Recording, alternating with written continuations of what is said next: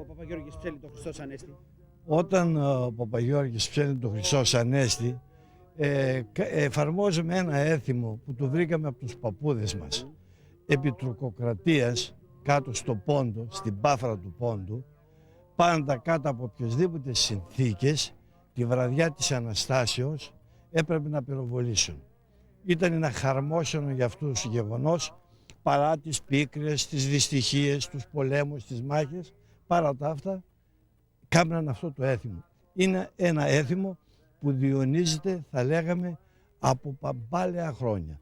Ακόμη από την εποχή του Πατριάρχη Αντωνίου, που ήταν και Άγιος της Εκκλησίας μας, ο εκπάφαρας Πόντου καταγόμενος.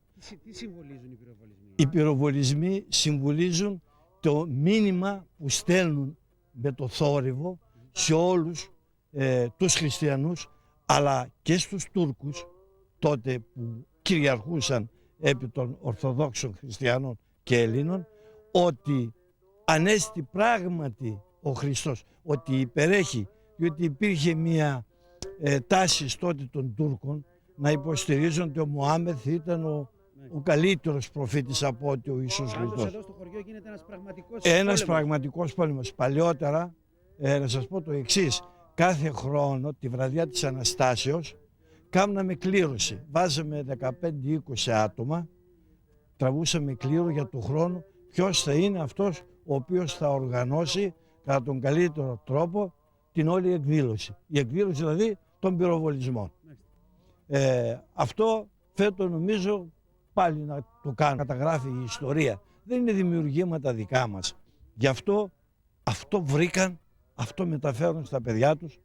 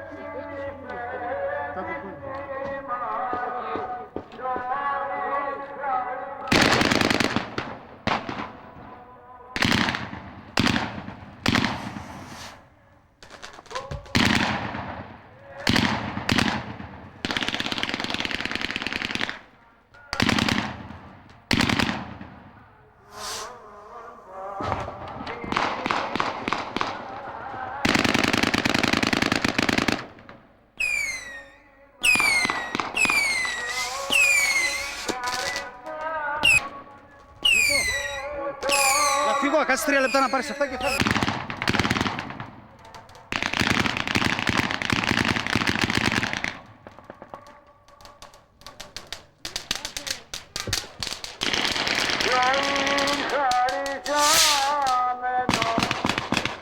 Θα παρακαλέσω πάρα πολύ όλοι μαζί.